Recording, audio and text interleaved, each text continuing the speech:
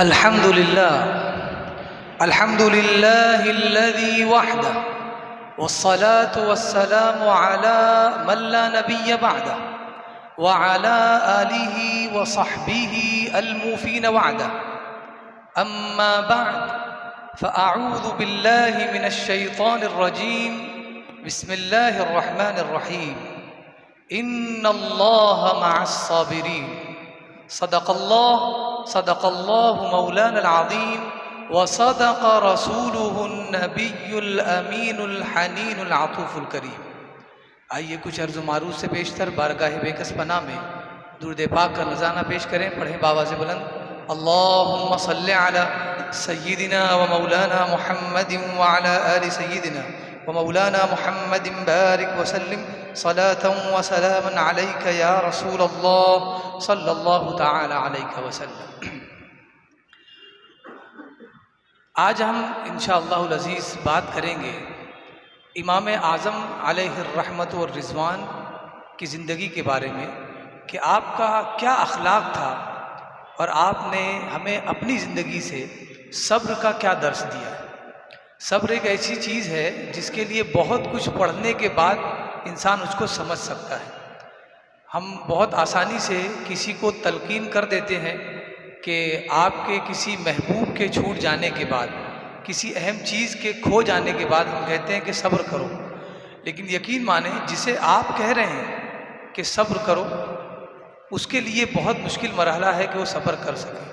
اسی لیے ساتھ ہی ساتھ یہ بھی بتائیں کہ صبر کرنا کیسے ہے. اگر آپ کا پریکٹیکل معاملہ اس کے سامنے ہوگا تو اسے صبر کرنے میں اور تلقین کرنے کی اسے ضرورت بھی نہیں پڑے گی. لیکن اگر ہم صرف تلقین کریں گے تو یہ بہت مشکل ہو جائے گا ان کے لیے جو صبر کرنا چاہتے ہیں. اسی لیے ہمارے سلف صالحین دعات اور قضات اور علماء نے صرف کہا نہیں بلکہ کر کے دکھایا. اور ان کی زندگی کو آپ دیکھیں تو صبر تحمل سے بھری پڑی ہے، اور ایسا صبر، ایسا برداشت کہ آج کے دور میں انسان تصور ہی نہیں کر سکتا. اور میں تو جب پڑھتا ہوں ان کی تواریخ کو، ان کی سیر کو، ان کی بائیوگرافی کو، تو میں کبھی کبھی یہ سوچتا ہوں کہ اسے میں کیسے بیان کروں، کیونکہ لوگ اسے سمجھیں گے کہ یہ خیالی باتیں ہیں. یہ آج کے دور میں ممکن نہیں ہے. یہ پاسبل ہی نہیں ہے کہ انسان اس طرح رہ سکے جیسا کہ امام اعظم رہتے تھے، جبکہ وہ بھی ایک انسان تھے، ہم بھی انسان ہیں. ان کی عادتیں ہمارے لیے مشعل راہ ہے، لیکن ہم اسے اپنا نہیں سکتے. کیوں؟ اس کی وجہ یہ ہے کہ برائیاں اس قدر عام ہو گئی ہے، بد اخلاقی اس قدر عام ہو گئی ہے کہ آج کے دور میں اخلاق پر قائم رہنا بہت ہی مشکل ہو چکا ہے انسان کے لیے. کیونکہ انسان تنہا اس پلانٹ پہ نہیں رہتا ہے، بلکہ اور بھی لوگ ہیں. ہم تو محبت سے رہ سکتے ہیں لیکن ہمارا پڑوس بھی تو رہے. لوگوں کا یہی شکوہ ہوتا ہے کہ ہم تو محبت سے رہنا چاہتے ہیں لیکن پڑوسی ہمیں رہنے نہیں دیتے، وہ ہمیں پریشان کرتے ہیں، مجبور کر دیتے ہیں کہ ہم ان کے ساتھ بد اخلاقی کریں. یہ ہمارا گناہ نہیں ہے بلکہ ان کا گناہ ہے. تو آئیے میں آپ کو ایک واقعہ سناتا ہوں. آج ان کے حوالے سے کچھ واقعات ہیں جو آپ کو میں سناؤں، جو لگیں گے تو خیالی، لیکن اگر کرنا چاہیں آپ اور ہم تو ہمارے لیے بہت بڑا قدوہ ہے، نمونہ ہے دیکھنے کے لیے کہ ہم کر کے دیکھتے ہیں کہ اگر اس دور میں ہم یہ کریں گے تو ہوگا یا نہیں ہوگا. تو کر کے دیکھنا بہت ضروری ہے، اس لیے کہ جس دور میں آپ تھے اس دور میں بھی اتنی ہی برائیاں تھیں. یہ ہمیشہ یاد رکھنا. دور بہت اچھا تھا لیکن برائیاں اس دور میں بھی تھیں، اس کے باوجود اس پر عمل کرنا بہت مشکل تھا. ایک واقعہ ہے امام اعظم ابو حنیفہ رضی اللہ تعالیٰ عنہ کے حوالے سے کہ آپ کا ایک پڑوسی تھا. پڑوسی کا معاملہ یہ تھا کہ وہ دن بھر چپلے اور جوتے سلتا تھا، موچی تھا، اور دن بھر جب کام کر کے رات میں واپس آتا تھکا ہارا تو وہ کچھ گوشت یا مچھلیاں اپنے ساتھ لاتا، اس کو بھونتا، پکاتا اور کھاتا. اور یہی اس کا کام تھا. کام تو ایسا کوئی تھا نہیں کہ جس میں بہت سوچ وچار کرنا پڑے. محنت کا کام تھا. تھک جاتا تھا تو بھوک لگتی تھی، جب پیٹ بھر جاتا تھا تو سو جاتا تھا. کھانا کھانے کے بعد وہ شراب اٹھا لیتا تھا اور اس کے بعد وہ شراب پیتا. شراب میں جب مست ہو جاتا تو وہ گانے گاتا اور آواز سے گانے گاتا. اتنی آواز ہوتی کہ امام اعظم ابو حنیفہ کو تکلیف پہنچتی کیونکہ آپ اسی کے پڑوس میں رہتے تھے. اور وہ گانے گاتے ہوئے ایک لفظ کہتا اضاعونی. اضاعونی ایک لفظ عربی میں جو شعر کا ایک لفظ ہے وہ بتا رہا ہوں.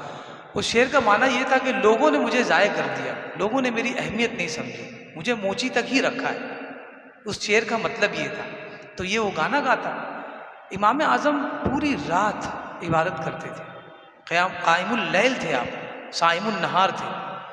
آپ کو کتنی تکلیف ہوتی ہوگی اس کے گانوں سے، لیکن آپ نے کبھی بھی اسے شکوہ نہیں کیا، کبھی بھی نہیں کیا.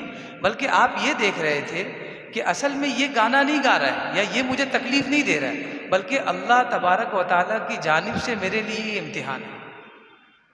اگر آنے والی ہر چیز کو ہم یہ سمجھتے ہیں کہ اللہ کی جانب سے ہے، تو ہر تکلیف دہ چیز کو یہ کیوں نہیں سمجھتے کہ یہ بھی ہمارے لیے امتحان ہے اللہ کی جانب سے.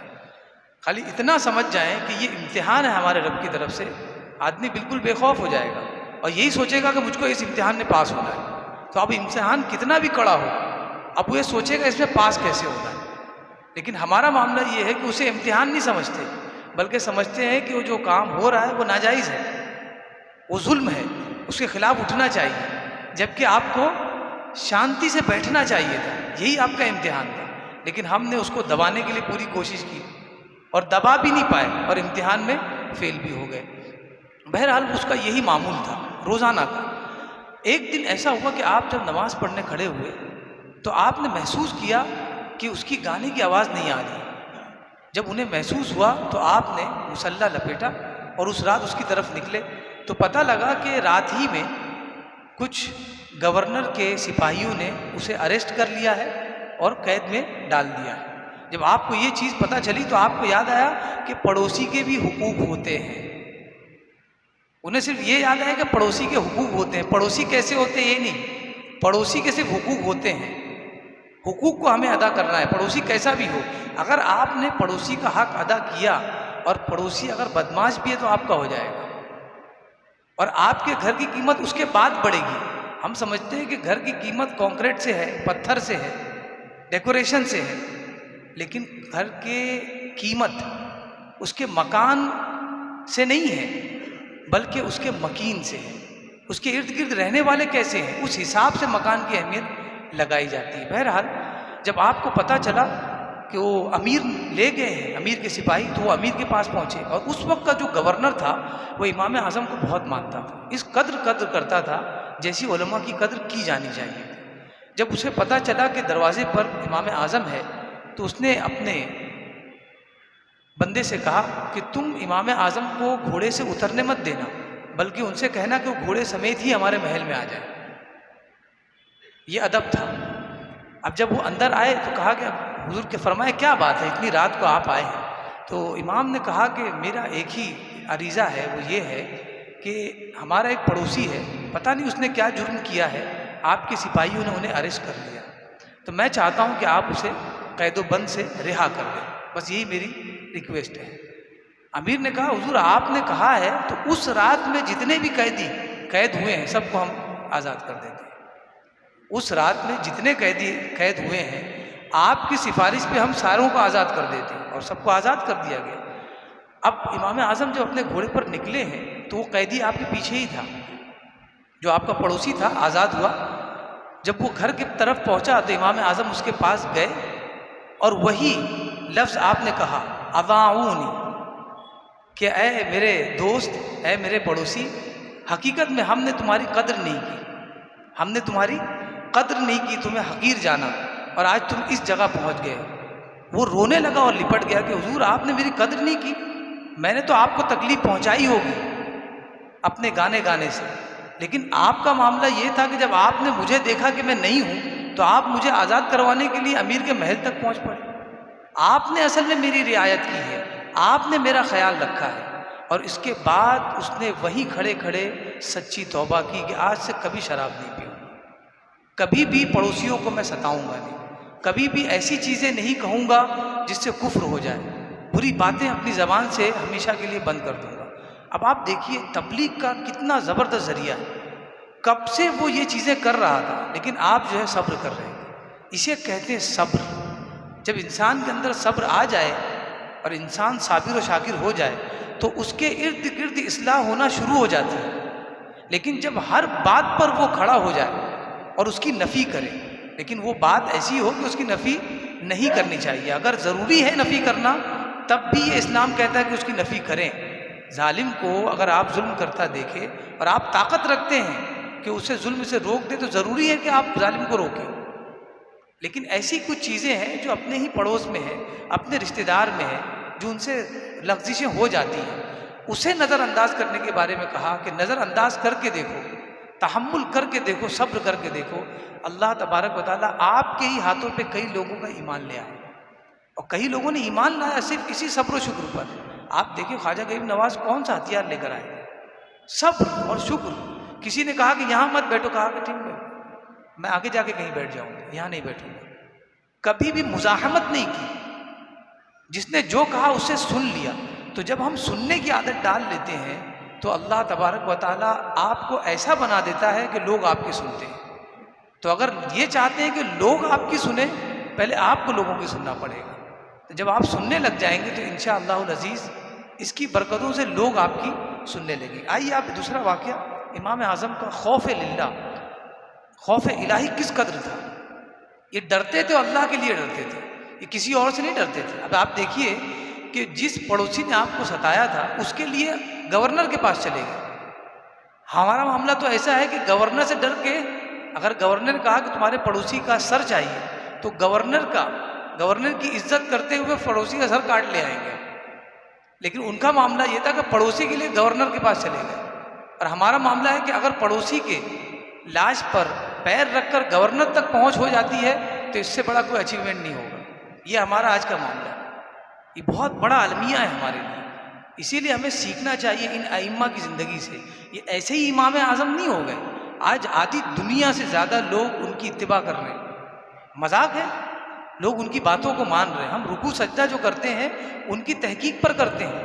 ہم مسح اور وضو کرتے ہیں ان کی تحقیق پر کرتے ہیں. یہ مذاق نہیں ہے. ہم تو ان کی بایوگرافی بھی نہیں جانتے، اس کے باوجود بھی ان کی اتباع کرتے ہیں.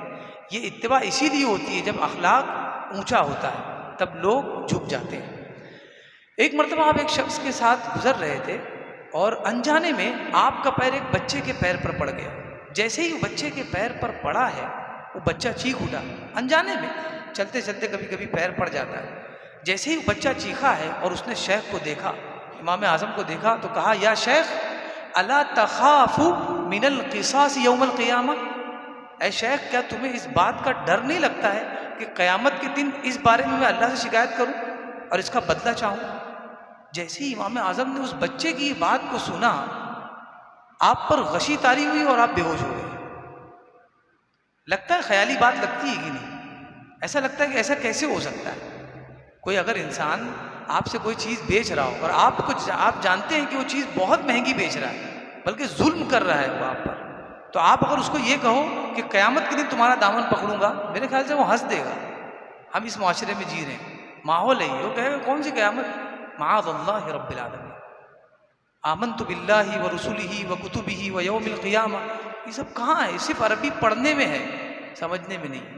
ہم سمجھ نہیں پائے کہ ہم وہ مسلمان ہیں جو بغیر دیکھے اس بات پر یقین رکھتے ہیں اور عقیدہ رکھتے ہیں کہ قیامت آنی ہے. قیامت آنی ہے تو کیا ہونا ہے؟ قیامت حساب ہوگا. جو ہم نے زیادتی کی ہے اس کا ہمیں بدلہ ملے گا، جو ہم نے نیکیاں کی ہے اس کا ثواب ملے گا. قیامت صرف آگے چلی تھوڑی نہ جائے گی. اسی لیے کسی نے کہا کہ اگر صرف مرنے سے چھٹکارا مل جاتا تو ہم مر جاتے، لیکن مرنے کے بعد تو سب سے بڑا حساب ہے. مرنے کے بعد ہی حساب ہوگا. جی رہے تھے تو کیا کیا کیا تھا. تو اگر مرنے کے بعد حساب نہ ہو، جہنم اور جنت نہ ہو، ہمارے نامہ اعمال نہ دیے جائیں تو مرنے میں حرج ہی کیا ہے؟ لوگ آج جو پھانسیاں لے رہے ہیں کیوں لے رہے ہیں؟ وہ یہ سمجھتے ہیں کہ مرنے کے بعد آزاد ہے. مرنے کے بعد آزادی کہاں ہے؟ اگر مسلمان ہو یا غیر مسلم بھی ہو تو بعد میں تو قیامت کھڑی ہے آپ کے لیے. انسان کی قیامت اس وقت ہے جب وہ مرتا ہے. جیسے ہی مرے گا اس کے لیے قیامت کھڑی ہے. اور ہم یہ سمجھ رہے ہیں کہ یہ بہت آسان ہے. سوچئے جملہ کتنا اہم ہے. اگر ہمیں کسی نے یہ کہا ہو کہ میں تمہارے لیے بد دعا کر دوں گا، تم نے غلط کیا ہے، میں قیامت میں تمہارا دامن پکڑوں گا، تم نے یہ غلط کیا ہے، سوچئے ہمارا دل اس بارے میں کیا سوچتا ہے. اگر ہم اسے ہلکا لے رہے ہیں تو سمجھ لیجیے کہ ہم کہاں ہیں، ہم قیامت کے حوالے سے کیا سوچ رہے ہیں. اسی لیے حقوق کی پاسداری کریں، اپنے بچوں کے حقوق دیں، والدین اپنے بچوں کا خیال رکھیں اور بچے بھی اپنے والدین کا خیال رکھیں جب وہ سن رشد کو پہنچ جائے، بالغ ہو جائے۔ اس لیے کہ دنیا میں جتنی بھی بربادیاں آ رہی ہیں زیادہ تر حصہ حقوق پر ہے۔ ہم ایک دوسرے کے حق نہیں دے پا رہے ہیں، میاں بیوی کا حق نہیں دے پا رہے ہیں، اور بیوی جو ہے وہ شوہر کو حق نہیں دے پا رہی۔ یہی حال بچوں کا بھی ہے۔ معاشرے میں پڑوس کا خیال نہیں رکھ رہا ہے۔ اگر ہماری دکان پر کوئی سیدھا سادہ گاہک آ گیا تو ہمارا معاملہ ہے کہ سیدھا سر ہی تن سے جدا کر دیں گے، دیکھا کہ سیدھا سادہ ہے، یہ اس کا حق ہے کہ وہ مہمان ہے، آپ کے شہر میں آیا، آپ اسے گائیڈ کریں، رہنمائی کریں اور بتائیں جو صحیح بھاؤ ہے۔ لیکن اگر آپ ایسا کر رہے ہیں، آپ اس کا حق مار رہے ہیں، کتنا مار لیا آپ نے؟ 10 روپیہ زیادہ کمایا، 100 روپیہ زیادہ کمایا، اس کے بعد کیا ہوگا؟ اس حق مارنے کی وبا آپ کے سر پہ منڈلائے گی، اور ایک وقت آئے گا جب آپ کامیاب ہونے والے ہوں گے اور یہ آڑے آ جائے گا۔ اسی لیے کہتے ہیں کہ حقوق کی پاسداری کریں۔ اگر حقوق کی پاسداری کر لی تو اگرچہ آپ کے حصے میں تھوڑا آئے گا لیکن نیند چین کی آئے گی۔ آج ہمارا معاملہ یہ ہے کہ نیند کی گولیوں کے انبار لگے ہیں اور حقوق بھی مارتے چلے جا رہے ہیں، نہ نیند ہی صحیح سے آ رہی ہے اور نیند کی گولی کھانے کے بعد بیمار بھی ہو جا رہے ہیں۔ اللہ تبارک و تعالیٰ کی بارگاہ میں دعا ہے کہ ہمیں ہمارے ائمہ کی زندگی پر چلنے کی توفیق عطا فرمائے اور ہمیں کہنے سننے سے زیادہ اس پر عمل کی توفیق عطا فرمائے۔